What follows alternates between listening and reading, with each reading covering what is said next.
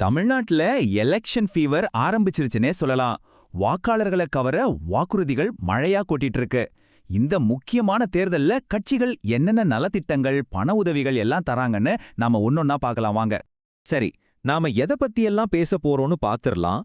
முதல்ல தேர்தல் களம் எப்படி இருக்குன்னு பாப்போம். அப்புறம் ஒவ்வொரு குடும்பத்துக்கும், குறிப்பா பெண்களுக்கும் மத்தவங்களுக்கும் என்னென்ன வாக்குறுதிகள் இருக்குன்னு பிரிச்சு பார்க்கலாம். கடைசியா இதெல்லாம் சேர்த்து வச்சு பார்த்தா என்ன தெரியுதுங்கிறதையும் அலசுவோம். ஏப்ரல் 23ஆம் தேதி சட்டமன்ற தேர்தல். நேரம் நெருங்க நெருங்க கட்சிகளுக்குள்ள போட்டி ரொம்பவே கடுமையாயிடுச்சு. ஓட்டு வாங்குறதுக்காக நலத்திட்டங்களையும் பண வாக்குறுதிகளையும் அள்ளி தெளிக்கிறாங்க. சொல்லப்போனா இந்த தேர்தலோட மையமே இதுதான் தோணுது. இப்போ கட்சிகளோட இந்த இலவச பொருள், நேரடி பண உதவிங்கிற வியூகத்தை பத்தி தான் நம்ம பார்க்க போறோம். முக்கியமா பாஜக என்னென்ன வாக்குறுதிகள் கொடுத்திருக்காங்க, அதுக்கும் திமுகவோட சில முக்கியமான திட்டங்களுக்கும் என்ன வித்தியாசம்னு கொஞ்சம் ஆழமா அலசலாம். அடுத்ததா ஒவ்வொரு குடும்பத்தையும் டார்கெட் பண்ற வாக்குறுதிகள் என்னென்னு பாப்போம். அதாவது ஒவ்வொரு வீட்டுக்கும் நேரடியா பணமாவோ இல்ல பொருளாவோ என்னென்ன உதவிகள் கிடைக்கும்னு சொல்லியிருக்காங்க. 10,000 ரூபாய். ஆமாங்க, பாஜகவோட ஒரு முக்கியமான வாக்குறுதி இது. ஒவ்வொரு குடும்பத்துக்கும் அன்றாட செலவுகளை சமாளிக்கிறதுக்கு உதவியா ஒரே தடவையா 10,000 ரூபாய் ஸ்பெஷல் அசிஸ்டன்ஸ் தரதா சொல்லியிருக்காங்க. அடுத்து கேஸ் சிலிண்டர். இதுவும் பாஜகவோட வாக்குறுதி தான். ரேஷன் கார்டு வச்சிருக்கிற ஒவ்வொரு ஃபேமிலிக்கும் வருஷத்துக்கு 3 கேஸ் சிலிண்டர் இலவசமா கொடுப்போம்னு சொல்லியிருக்காங்க. பாஜகவோட மத்த குடும்ப நல வாக்குறுதிகளையும் பாருங்க. அரிசி ரேஷன் கார்டு இருந்தா ஃப்ரீ ஃப்ரிட்ஜு, இலவச அரிசியோட சேர்த்து 1 கிலோ பருப்பு, 1 லிட்டர் சமையல் எண்ணெய், பொங்கல் பரிசு தொகுப்போட 1000 ரூபாய் பணம், தீபாவளிக்கு இலவச வேட்டிச்சேலன்னு லிஸ்ட் பெருசா போகுது. அதாவது டெய்லி தேவையிலிருந்து விசேஷ நாள் வரைக்கும் எல்லாத்தையும் கவர் பண்ண முயற்சி பண்றாங்க. குடும்ப வாக்குறுதிகளுக்கு அப்புறம் இப்போ ஒரு முக்கியமான ஓட்டர் பேஸான பெண்களை நோக்கி வருவோம். பெண்களுக்காகவே பிரத்யேகமா பெரிய மதிப்புள்ள திட்டங்களை 2 கட்சிகளுமே அறிவிச்சிருக்காங்க.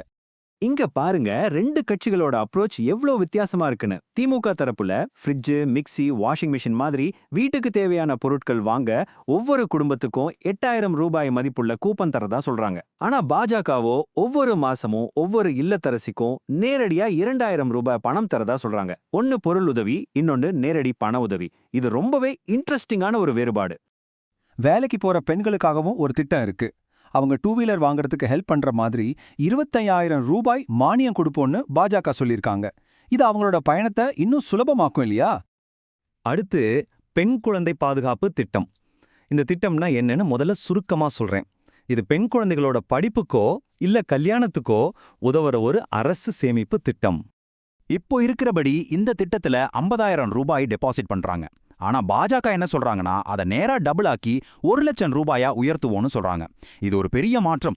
சரி, பொதுவா குடும்பங்கள் பெண்களுக்குன்னு பார்த்தாச்சு.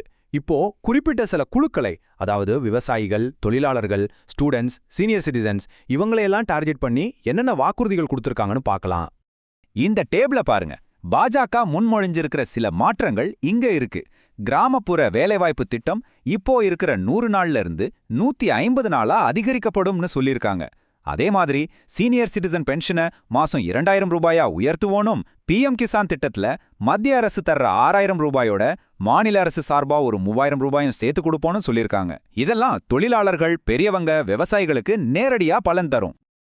இது மட்டும் இல்லைங்க, இன்னும் சில வாக்குறுதிகளும் இருக்கு. ஸ்டூடெண்ட்ஸ் பேங்க் லோன் எல்லாத்தையும் கேன்சல் பண்றது, வீடு இல்லாதவங்களுக்கு கான்கிரீட் வீடு கட்டி தர்றது, பெண்களுக்கு மாதிரி ஆண்களுக்கும் பஸ்ல இலவச பயணம், அப்புறம் சின்ன விவசாயிகளுக்கு 1 ஹெக்டருக்கு வருஷத்துக்கு 15,000 ரூபாய் மானியம்னு இப்படி பல வாக்குறுதிகள் இருக்கு. ஒவ்வொன்றும் ஒவ்வொருத்தரோட தேவையை பூர்த்தி செய்யற மாதிரி இருக்கு. ஓகே, இப்போ இந்த எல்லா வாக்குறுதிகளையும் தனித்தனியா பார்த்துட்டோம். கொஞ்சம் பின்னாடி வந்து ஒரு பெரிய படமா இதெல்லாம் எதை நோக்கி போகுது, இந்த தேர்தல்ல இதோட உத்தி என்னன்னு பார்க்கலாம். இந்த வாக்குறுதிகள் எல்லாத்தையும் பிரிச்சு பார்த்தா இதுல 40% நேரடியா பணம் தர்றதா இருக்கு. 30% இலவசமாவோ இல்ல மானிய விலையிலையோ பொருட்கள் தர்றது. அப்புறம் ஒரு 20% சேவைகளை விரிவாக்குறது. 10% கடன் தள்ளுபடி.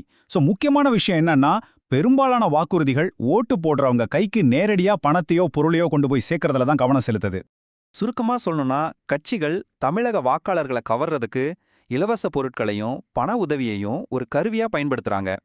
இது ஒரு பெரிய போட்டியாவே மாறிடுச்சுன்னே சொல்லலாம். சரி, வாக்குறுதிகள் எல்லாம் கேட்கறதுக்கு நல்லாதான் இருக்கு. ஆனா ஒரு முக்கியமான கேள்வி இருக்கு. இதையெல்லாம் செய்யறதுக்கு பணம் எங்கிருந்து வரும்? இந்த மாதிரி விரிவான நலத்திட்டங்கள் மாநிலத்தோட பொருளாதாரத்துல நீண்ட காலத்துல என்ன மாதிரியான தாக்கத்தை ஏற்படுத்தும்? இதுதான் இந்த தேர்தல் வாக்குறுதிகளுக்கு பின்னாடி நாம யோசிக்க வேண்டிய ஒரு பெரிய கேள்வி.